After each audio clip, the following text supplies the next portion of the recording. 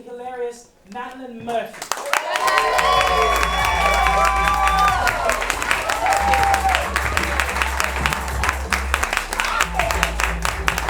Keep it going for your host and her giant hair. I'm so excited to be here, you guys. I love Boston. This is very exciting for me. I got stuck in traffic. It was a nightmare, but I drove from New York City and I was like, this will be a sweet 4-hour drive. And 6.5 hours later, I was like, I'm gonna kill myself. This is where I die. But I should have known because when my wife and I first started dating, they were living in Boston. So I've been to Boston before. Also, my wife goes by they, them pronouns. I know I don't need to explain that to you guys because this is like the diversity showcase. Oh, thank you for wooing for they, them. Thank you. Very supportive. Thank you. That would be weird if at the diversity showcase you were like, we don't understand. But I feel like I need to explain that because sometimes I'll do comedy shows and I'll say my wife and I'll refer to them as they, them. And I think people think that I have a harem of wives. I'm pull back the curtain, come on out, ladies. They're all named Melinda, Melinda 3 is my favorite. No, I just have one, Kendra. And one of our very first dates, we walked along the Boston waterfront, and I had never really been to Boston before. Glorious, beautiful. And we were gonna smooch, and then a drunk man named Mike walked by, and he was pouring Coors Light into the water, and he was like, "That's for the fishes." And I was like, what the fuck kind of town is this? What is this place? And then, even though we were I've been clearly on a date, Mike decided that this was the time that he was gonna make a move on me. And he was like, where are you visiting from? You're beautiful. And I was like, thank you. I'm not interested in men. I don't know how to tell you. I know I have long hair, which can be very confusing, but it's not for me. No, thank you. And then he goes, I kind of figured, and then still tried. But I was like, I love his tenacity. He was really going for it. Anyway, I am married now. I've been married. I'm still getting used to being married because I've been married for less than a year. I got married. Thank you. You can do it too. Just get a fun jumpsuit and talk to one they, them. And you too. At a lesbian bar. You too could do it. No, I've been married since June 28th, which I'm sure a lot of people in here, there's a lot of gay people here, I'm sure a lot of you guys know. That is the anniversary of the Stonewall riots, which I think a lot of people thought that we did that on purpose, Oh, God. we were like, oh my God, we're in an interracial relationship and we threw the first brick. But actually that was just when the Park Pavilion was available for the low price of $150. Thank you. Also, I had to pay a $75 ticket because the cop showed up at our wedding. I know, don't get upset. People start to pull back, and they're like, oh my God, the New Jersey cops hate interracial love, and I'm like, yes, they do. But also, that wasn't why. The reason why the cops showed up we had a very small, chill, 50 people in the park, and I had signed paperwork saying I will not bring alcohol into this park. And then I brought 500 cans of Cutwater margaritas. And I was like, this will not be a problem. This is gonna be fine. And then the cops showed up. And by the cops, I mean one man who was not good at his job. But he showed up. And because it's an interracial relationship and I'm the white one, which you can tell just by looking at me and my glowing skin, I was like, as the white one, I was like, I will be the one to talk to the cops. It's just a pro tip, that's probably what you should do. So I went over, talked to the cop, I tried to be so charming, and I was like, oh, when I signed that paperwork, I was illiterate, sir. Oh, my bosoms, they're coming out. Could you help me? I don't know. He was like, ma'am, please. Stop doing this. He was disgusted. And he said he was gonna look me up in the system. So I told him my name, which I know you guys heard our lovely host say. My name is Madelein Murphy, and it's spelled a little bit different, so I spelled it a few times. It's not the typical way of spelling Madeleine. So I spelled it a few times. I said, it's Madelein. I spelled it for him 5 times. He couldn't find me in the system, and I was like, that's weird. And he was like, don't worry about it. I'm just gonna send you a ticket in a few weeks. And I was like, okay, fine. A few weeks went by, and then in our mailbox, Kendra and I got a ticket, and it was made out to Muddin,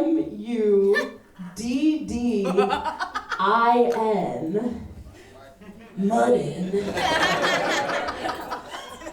as if I was some sort of a creature from the swamp. You know what I mean? As if I like came up from the bayou, like, where's my bride? Like, it's time for Muddin to be wed. I was like, this isn't my legal name. And now for 9 months, you guys, I've been asking audiences, I personally feel like I shouldn't have to pay a ticket, right? Thank you. You seem you have glasses, you're a lawyer. Okay, I believe you. Legal professional. I would trust you. Often there's like white men in the crowd who are like wearing beanies saying that I don't have to pay, and I'm like, I don't trust your legal counsel. You don't seem, it's like a man who smokes so much weed, I'm like, I don't believe in you. I don't know. He's like, you don't have to pay. I'm like, you don't have to deal with repercussions in your life. I don't know. Well, this is the thing. I did end up paying it because I got scared because my dad was like, it's going on your permanent record. I was like, oh my God, no, my permanent. I'm like 35. I'm like, oh, what am I gonna do? So I ended up paying it. But then the more I was thinking about it, I was like, that's not going on my permanent record. That's going on Muddin's permanent record. That's a Muddin problem, baby. That's not me, bitch. I don't know. I did it. I was a law-abiding citizen. I don't know. When you get married, you have to fill out a bunch of paperwork, which I think also straight people have to do too. I don't know if they just made the gays do it, but they're like, lesbians love paperwork. But I had to go to City Hall, which is a terrible place, and fill out a bunch of paperwork. And I don't know if anybody in here is married or just, even if you're not married, oh, congrats, okay. But just one enthusiastic woman, that's good, very good. She's like me and no one else. Everyone else here is alone. No, that's great.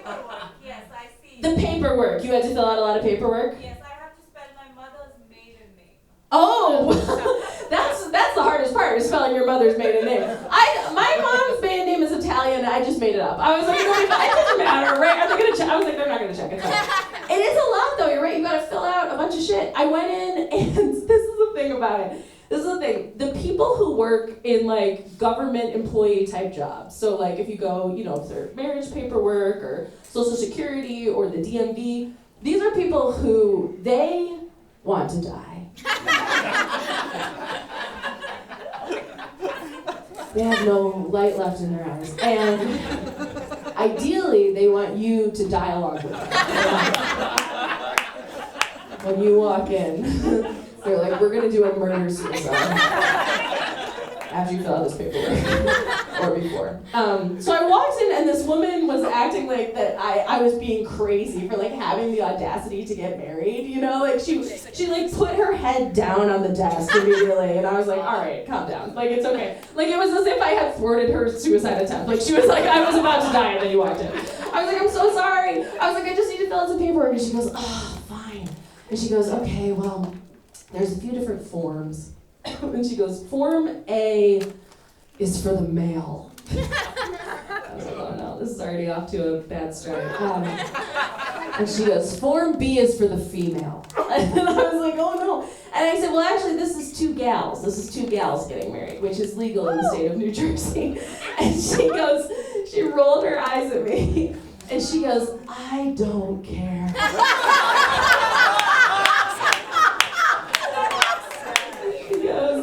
Just pick one to be the male.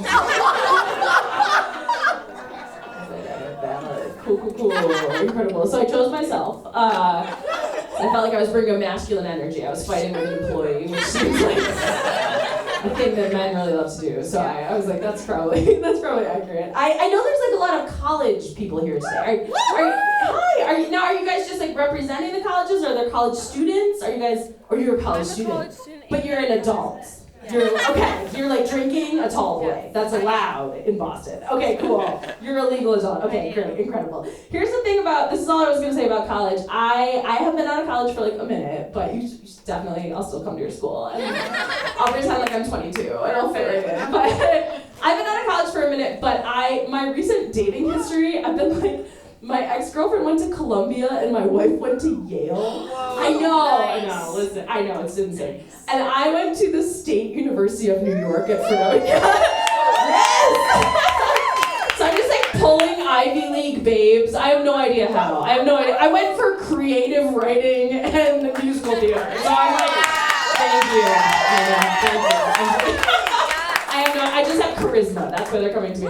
But the thing is, when you graduate with a degree in creative writing and musical theater, there's not like a ton of job opportunities available. So I was a nanny at first, and I started doing comedy while also being a nanny. And I used to nanny for this little 2-year-old. And this is the last thing I'll tell you because I gotta go, but I used to nanny for this little 2-year-old. And he, at one point, his mom told him that I was doing comedy. So she was like, after Madelein leaves, she goes and tells jokes. And he thought that was incredible. That was blowing his mind as a 2-year-old. So he started telling me jokes. And they didn't make any goddamn sense. It's 2, so his brain doesn't work. So before I go, I just briefly want to give you one of his jokes, which I think was some of his best work. First off, just to set the scene, for anyone in here who's ever has kids, has ever babysat a kid, been around a kid, you know they're insane. They're unwell. And you have to, when they take a nap, you're supposed to watch the baby monitor, make sure they're still alive. So he popped up on the baby monitor. And the baby monitor, it's like a demon, it's like infrared demon. So demon staring into my soul. And he's like, Madelein, come back. So I ran upstairs, I'm like, oh my God, there's a catastrophe. And he goes, knock, knock. Okay, interesting. I said, who's there? And then very close to my face in the dark, he whispered, teeth. Fun choice, you know? I said, teeth, all right, where are we going with this? I said, teeth who? And then he licked his finger, I know, 2-year-old's unwell, touched it to my cheek, disgusting. And he goes, orange, you glad I didn't say Madelein?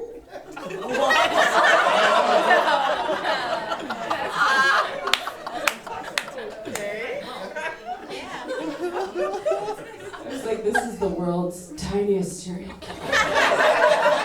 This is a chopper. This is the murderer. But one day I will open for him, and that'll be a great day. I love you guys very much. I'm Madelein Murphy. Thank you so much for coming out today.